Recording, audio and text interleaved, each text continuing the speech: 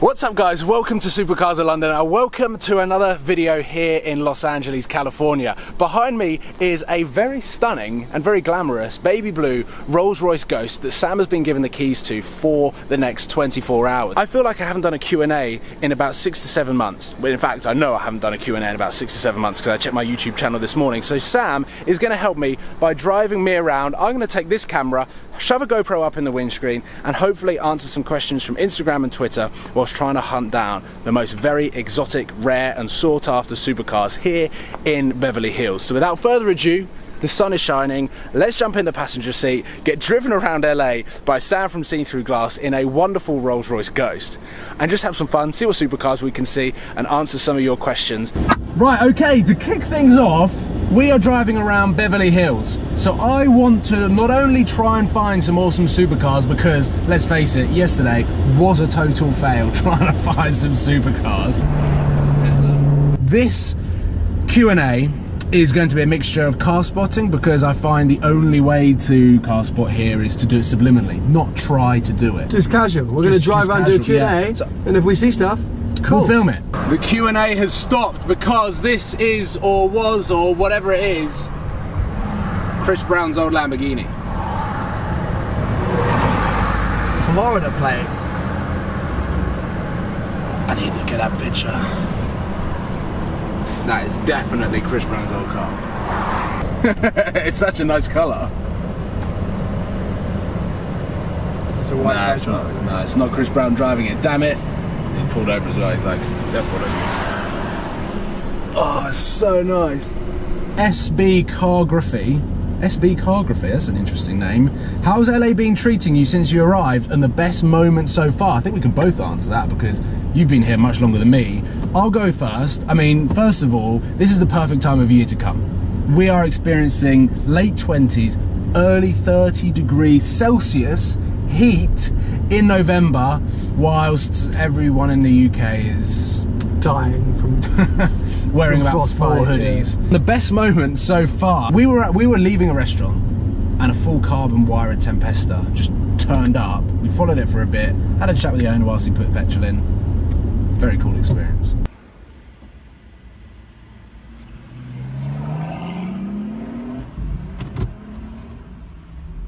The chase begins.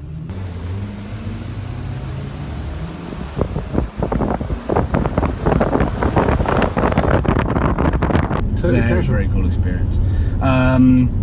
Best moment for you? Of my whole trip? Yeah. Picking me up from the airport? Thought so. Flying to Seattle and exploring Seattle in a 24-hour period with a hurricane. Oh yeah, that was a mad trip. Was cool. Mad trip. That was cool. Now I've put this question in. It's not, well, it is a question at me. Self-submitted? No. And I don't really know how to pronounce this name. So I'm going to hold the camera there for a little while. What car do you think Sam should buy as a replacement? What car do you think I should buy? We actually haven't talked about this. No, we haven't. We haven't talked about it. If any of you watch my channel, I know that I'm purposely trying to avoid the topic. Yeah. But we obviously have discussed a few bits of my thoughts, but I haven't asked you what you think I should get. Be realistic. If you say challenge to die, this is what we're driving past right now. Yeah, but we've talked about this a million times. I haven't got the money. I haven't got the money. It's a 175 grand car. I'm just saying it was fate. That question's popped up. Unplanned. I said be realistic. I think. Do you know what would sound good? You know I'm all about the sound. Yeah. An Aston Martin Vantage with pipes. Intriguing. Because you still kind of get that Jag F-type comfort. VAS. But in something a little bit more exotic. VAS, if you could stretch to a V12 manual, I mean, that could be insane. Yeah. Okay, interesting. Is that Aston Martin ownership talk? I have no idea what I just did there. There's a Aston Martin. Ooh. Just on topic. I know. So just after topic. I wouldn't have. Again, that could be fate. That could be fate. Yeah. You wouldn't have the Roadster though. That's the GT, isn't it? Is it? The Vantage GT, which I think is an American. It is. Kenzie Photography. What car that you've driven surprised you the most And what's the scariest moment you've ever had whilst driving? Both come from my AMG. Yeah. Aidan Flynn has asked a question that, like, I think every single person will go through. So I feel like this is an important question. What kind of things did you look for when buying your first ever car? And do you have any tips for people looking now? My experience of looking for a first car, obviously as you're getting closer to passing your driving test, you are spending a lot of time on Auto Trader. You're looking at sort of what you could potentially afford, and for me it was trying to find the coolest looking car that I could afford that looked cool. It wasn't about how it drove, but of course the other factor that you have to factor in is the insurance, because every insurance company, even to this day, I still refuse to believe that the 25 is that cut-off period where it's so expensive. So yeah. Like, and the insurance companies will always try and make as much money as possible. Simple as that. So for me, trying to find a car that looked as cool as it could for £3,000, but one that didn't have a 1985 3-litre V8 in it, because then your insurance would be 5 figures. Wow. That is madness. That is mad, and then there's another ghost there. Dean's Xbox. Sounds like it's come off Microsoft Live or Xbox Live. Yeah, his Xbox is asked the question. Yeah.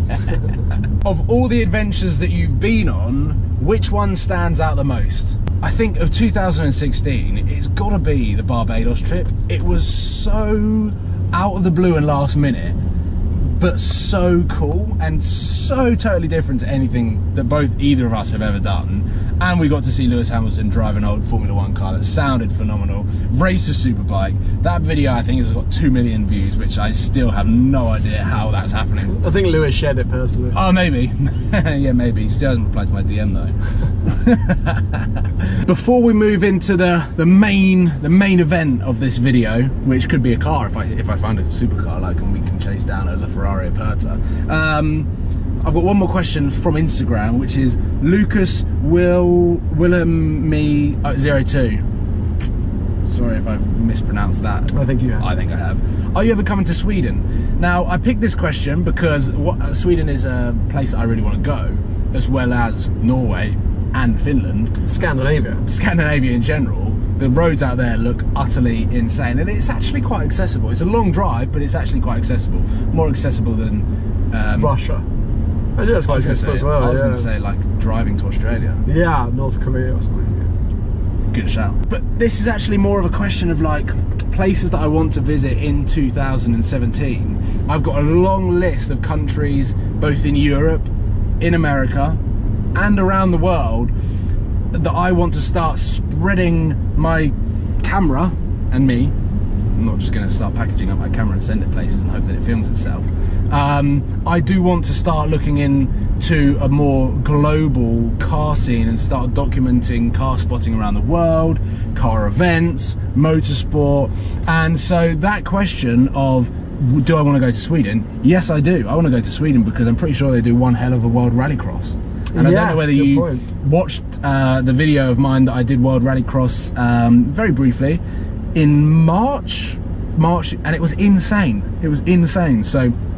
So many cool opportunities and things that I want to do in 2017, which involved going to various different places that I've never been before, because I think throwing yourself in the deep end, like what you've done over here, just immersing yourself in the atmosphere, the culture, and just having some fun, that's quite nice. That satin black, I'm not going to get it in time. Satin black Maserati Quattroporte. There are so many places that I want to go. I want to take myself out of my comfort zone and start putting it around in places that you would least expect to find me and try and film. That's a plan for 2017. That's a goal of 2017. Supercars of London. In India.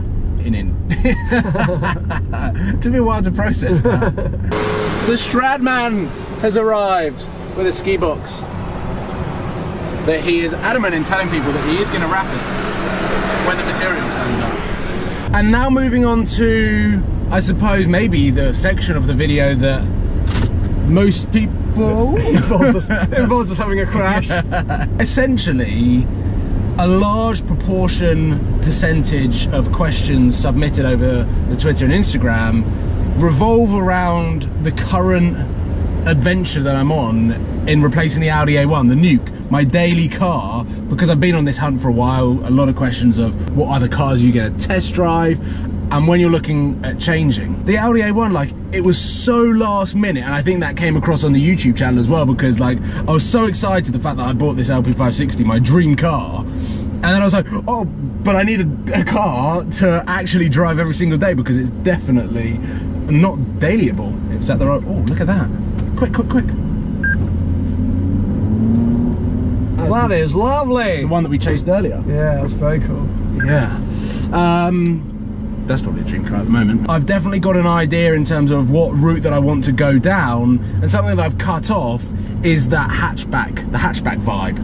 I've done cut it off as you're done. Yeah, that's it. Yeah, you don't want it. Yeah, I don't want it. No, after driving the Shelby GT350 and obviously being a passenger in the BMW M3, I think it would be quite cool to go down the more sports saloon coupe form. It's a little bit more exciting, I think. Rather than the hatchback, you do get some really cool hot hatches like the A45, the RS3, but I am definitely keen on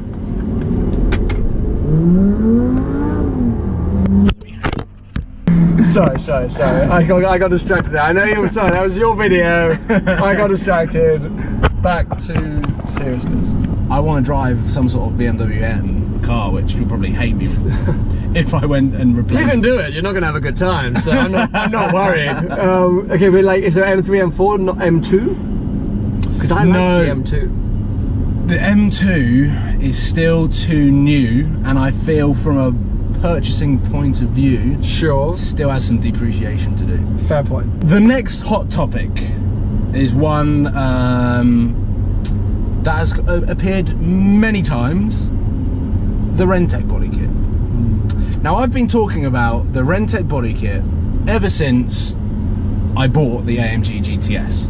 For those that don't know, one of the main reasons why I bought that car was because I came across the Instagram video of the Rentec, the fixed carbon wing, the aggressive body kit, revving, and I was like, wow, first of all, you can make that car look insane, and second of all, probably more importantly, you can make that car sound insane. So my whole strategy around swapping the Lamborghini for the AMG GTS was kind of like a project car. My strategy was to own that car for 12 months.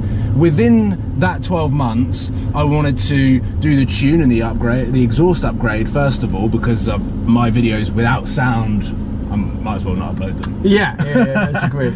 And second of all, it needs to look aggressive. The AMG GTS, a lot of questions again, one thing that you would change about it, it's too soft. So I wanted that sharp-edged race body kit to the car. Now, I said that it would happen in September. We're now mid-November, and there have been mega delays on all of the carbon aero kits. I have made the executive decision that I won't get the body kit. Don't give me that look. Wow. Don't give me that look. Bombshell. Bombshell. I don't know when it's coming. I don't know when it's going to come. Like, I've literally been waiting on call for the last 2 or 3 months. I've had 3 road trips planned that have been cancelled. I've had to shorten this America trip because I had to leave time aside to go back to Germany to get this body kit fitted. And now, I even went down the route of cancelling Dubai, the Abu Dhabi, which we had a freaking awesome time last year, and I cancelled it so that I could be free to get this body kit fitted, and they still can't tell me when it's coming. No, of course, you've been waiting for a long time to finalise those modifications. And I've just been on call. It's like, you know, when you go on call for work and you like sort of have 24 hours when you're just on edge all of the time looking at your phone, waiting for it to call that you might have to go out. And I've had that for the last 3 to 4 months, and it's sort of like all fallen through. And my end goal was always to look at replacing the AMG around March, April time, around that top marks exciting moment time. But of course I wanted to have the body kit on like, I can't just have the body kit on for a month and then sell the entire car. I just think that's totally pointless. So at the moment, I'm really sort of floating around in space with no connection to any spaceship. So what now? What now? Tell me again, literally, that was the last question. Perfect linkage. I mean, it's like we planned this. Yeah, and we didn't. We actually didn't. That's it. That's the one question at the moment that I can't answer. You can't answer what now? Nah, I cannot answer what now. I've had so much time to myself over the last 24 hours to try and work out where I go from here. So maybe this is the perfect end to the Q&A. Well, don't know, because that's quite a depressing end, I think. No, because I was going to give options. Okay. See what I mean by this? So unplanned. Yeah. So because that, like, if you were going to sign off there, I was like, wow, that's a really horrible way to end the video. I don't know what's coming, guys. Okay, bye. These are the different directions things could go. AMG, keep for until the plan of selling it around April time. Sure. So could I still have 6 months ownership in the AMG GTS? I love that car. I could make some fun videos on it. I do want to talk about what it's like to live with. Direction number 2. The middle. Yeah. I could go crazy and put some sort of body kit on the AMG. A different body kit? A different body kit. Okay. Something totally different. And keep it for longer than my plans. So like a refresh. So could I refresh? Could I facelift the GTS? Now, I suppose the flaws on that plan is that the GTR's coming out. Yeah, but that's and then the GTC is coming out. Yeah, I think the GTR isn't as aggressive as it should be. But then the GTC is coming out, which is a pretty cool car. But like, yeah, they look all right. Yeah. But will they affect the depreciation on the GTS? Okay. That is an unknown question. Sure. But still a cool car that you love. Oh yeah. So like, you're not going to go wrong with that, and it might, putting a body kit might make you love it even more. You might be like, this car's sick. Or it can make it undrivable. That's a good point. Option number 3. That bit more angle. Bit more angle. Option number 3 is dig the AMG a dig the AMG a grave, finish the GTS, and change it. Buy another car? And get rid of it, like, just... Yeah. Wow. I love the AMG, so I am finishing the vlog, Q&A, whatever this video is, with... They are sort of the 3 most popular options, or the most realistic options that I've been able to come up with, because I had to think about it before filming the video. Like, how do I answer the question of what happens now? We'll leave it at that. Please comment below, help me out, jump on board with this dilemma. Hopefully you've enjoyed this video. Vanquish Volante, very nice. And yeah, as you might have been able to tell, the last week or so has been quite stressful. And I thought, oh, what's this? Hurricane. Yes. Ooh. This is so nice. Yellow Hurricane. Is that a sign? Oh, I see. Slats on the back and everything. Oh, was it? Yeah. Ooh. Alright, stop it now. Okay. Thank you for watching. Please give it a thumbs up and subscribe if you haven't already. And yeah, please comment below, because I really need your help. Thank you, guys.